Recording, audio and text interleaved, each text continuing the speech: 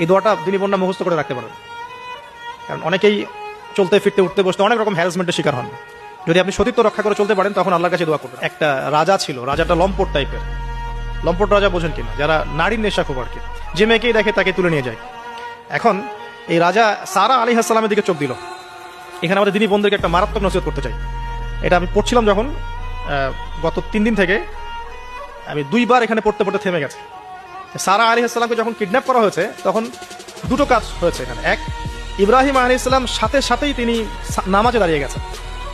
ইব্রাহিম আলাইহিস সালাম কি করেছেন? নামাজে দাঁড়িয়ে গেছেন।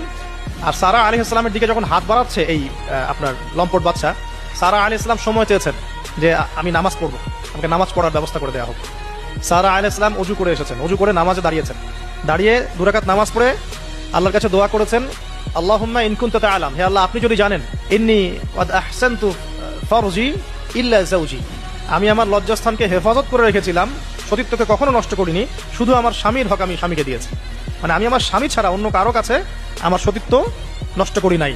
যদি আপনি এটা জেনে থাকেন, আল্লাহ ফানসুরনি, আল্লাহ আপনি আমাকে সাহায্য করেন, ওয়ালা তুসমিত আলাইয়া হাযাল কাফির, আমার উপরে এই কাফেরকে আপনি বিজয়ী করেন না। দোয়া করার সাথে সাথেই এই বাদশার হাতটা অবশ হয়ে গেছে, হাত আর আগাচ্ছে না, হাত প্যারালাইজ হয়ে গেছে, পড়ে গেল সে।